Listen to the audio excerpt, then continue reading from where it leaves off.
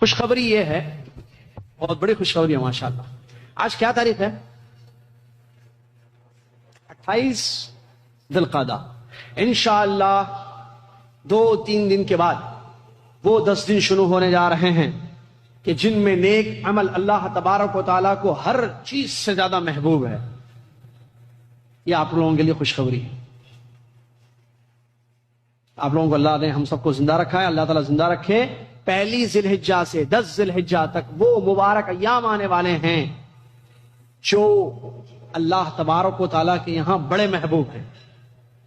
اور اس کو یوٹیوب پہ جہاں ڈالنا ڈالو، اس ابھی جو میں بولتے جا رہا ہوں.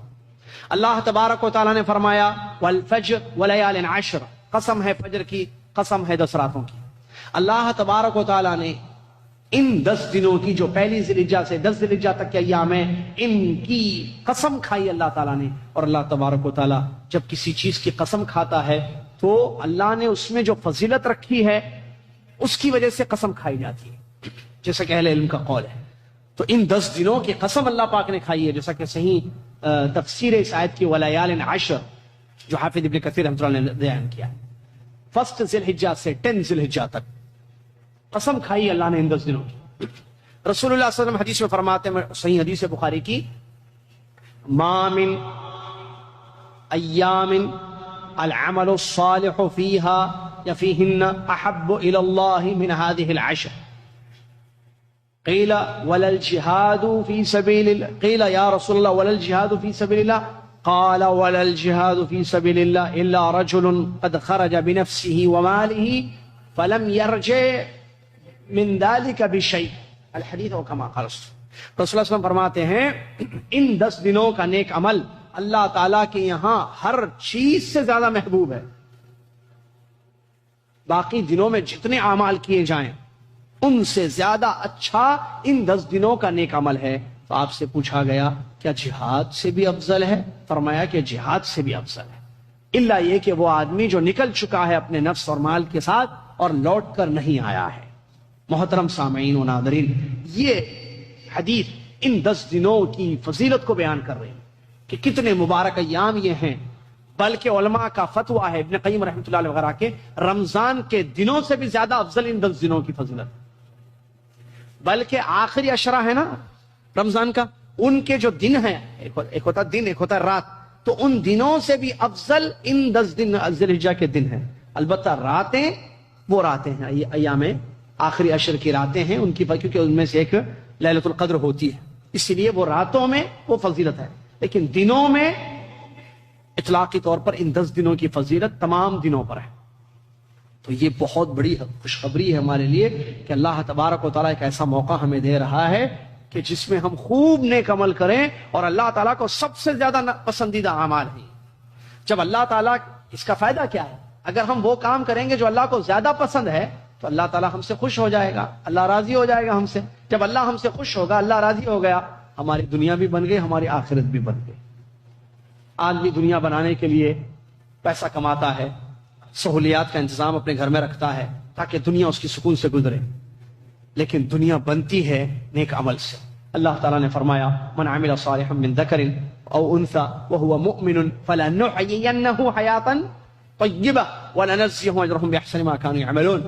جو نیک عمل کریں گے، مرد ہو یا عورت، اس حال میں کہ وہ مومن ہیں، تو ہم ان کی زندگی کو بہترین بنا دیں گے، ضرور بضرور ان کو اچھی زندگی، گولڈن لائف عطا کریں گے، اور قیامت کے دن ان کے کیے کا بہترین بدلہ ہم ان کو دے دیں گے. تو حیات طیبہ وعدہ ہے اللہ کا اس آیت میں ان لوگوں کے لیے جو ایمان کے بعد عمل صالح کرتے ہیں. عمل صالح، نیک عمل کرنے کے 10 دن آ رہے ہیں، اور ان میں آیت میں تو عمومی طور پر ہے کہ کبھی بھی کوئی نیک عمل کریں گے ایمان لانے کے بعد ان کی زندگی بہترین بنائی جائے گی، گولڈن لائف ان کو دی جائے گی. اس حدیث میں تو خوشخبری ہے کہ 10 دنوں کا نیک عمل اللہ کو باقی دنوں کے اعمال سے زیادہ محبوب، زیادہ پسندیدہ ہے. کتنا بڑا چانس مل رہا ہے ہمیں کہ پہلی ذی الحجہ سے ہم تیار ہو جائیں نیک عمل کرنے کے لیے، خالص اللہ کے لیے. کیا کرنا ہے نیک عمل؟ نیک عمل بہت ہیں. نماز پڑھنا نیک عمل، قرآن پڑھنا نیک عمل، بیمار کی تیمارداری کرنا نیک عمل، مسافر کی مدد کرنا نیک عمل، حاجیوں کی خدمت کرنا نیک عمل، پڑوسیوں کا خیال کرنا نیک عمل، ماں باپ سے ادب سے بات کرنا نیک عمل، ایک دوسرے کو سلام کرنا نیک عمل، ایک دوسرے کے کاموں میں ہیلپ کرنا، مدد کرنا نیک عمل، قرآن کی تلاوت نیک عمل، ذکر و اذکار نیک عمل، دعائیں پڑھنا نیک عمل، درود شریف پڑھنا نیک عمل، نیک عمل بہت ہیں، قبرستان جانا، قبرستان کی زیارت کرنا نیک عمل، بہت ہے نیک عمل۔ ان 10 دنوں میں ایک اور ایک بڑا نیک عمل ہے، وہ ہے بیت اللہ کا حج۔ جو لوگ حج کرنا چاہتے ہیں تو اس میں کوئی شک نہیں ہے کہ یہ بھی بہت بڑا عمل ہے، کیونکہ یہ اسلام کا ایک رکن ہے، 5 میں سے ایک رکن یہ ہے کہ بیت اللہ کا حج کریں۔ اسی طریقے سے جو حج نہیں کر رہے ہیں ان کے لیے ایک بہت بڑا نیک عمل ان 10 دنوں میں خصوصی طور پر ہے، اور وہ ہے عرفات کے دن کا روزہ۔ حدیث میں نبی صلی اللہ علیہ وسلم سے سوال کیا گیا عرفہ کے روزے کے بارے میں، تو آپ نے فرمایا کہ سال بھر کے گناہ بخش دیے جاتے ہیں اس سے۔ اب اس میں ایک مسئلہ یہ آیا کہ عرفہ کے دن کا روزے کا مطلب جب یہاں عرفہ ہوگا سعودی عرب میں تو پوری دنیا والے اسی دن روزہ رکھیں گے یا 9 تاریخ کے دن روزہ رکھیں گے؟ سوال جواب دوسرا صحیح ہے، 9 تاریخ کے، یہی علماء کا فتویٰ ہے کہ 9 تاریخ کے دن روزہ رکھیں گے، اس لیے کہ حدیثیں جو آئی ہیں اس میں 2 الفاظ ہیں، ایک یوم عرفہ ہے اور یوم التاسع ہے۔ ایک حدیث میں ایک حدیث میں یہ ہے کہ عرفہ کا دن، اور ایک حدیث میں ہے کہ 9 تاریخ۔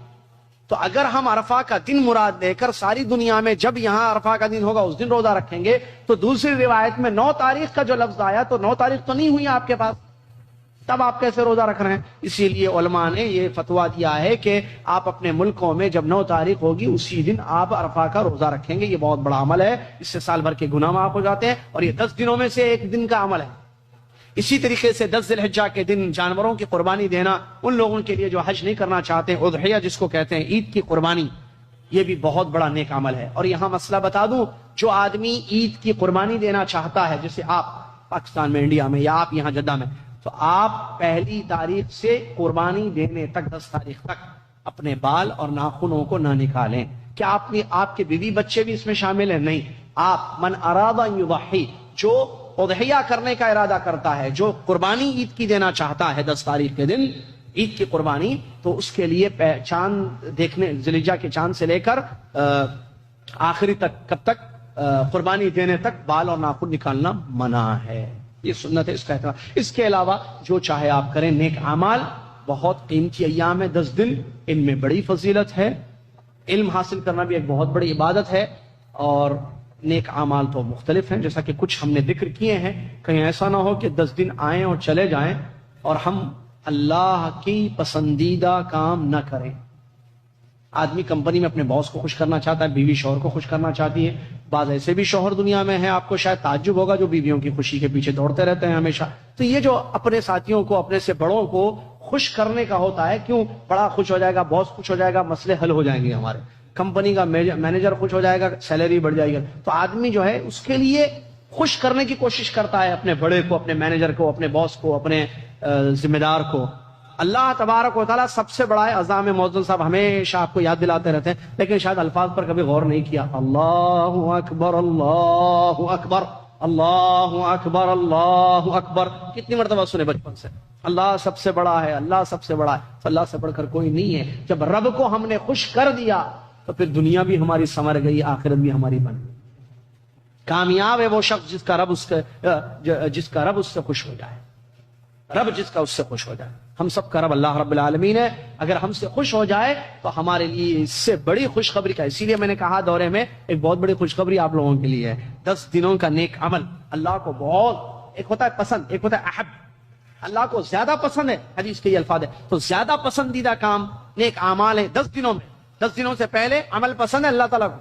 آج بھی آپ، کل بھی جو ہے قرآن پڑھیے، اچھا ہے، لیکن یہی کل کا قرآن، جو کل آپ قرآن پڑھیں گے، 1 تاریخ کے بعد قرآن پڑھیں گے، فرق زیادہ پسند ہے اللہ تعالیٰ کو ان 10 دنوں کا نیک عمل۔ تو ہم کیوں نہ ایسے مواقع کو غنیمت سمجھیں اور یوٹیلائز کریں صحیح اس کا، اور نیک اعمال خالص اللہ کے لیے زیادہ سے زیادہ کریں۔ اللہ تعالیٰ مجھے، آپ کو اور دنیا کے تمام مسلمانوں کو ان چیزوں پر عمل پیرا ہونے کی توفیق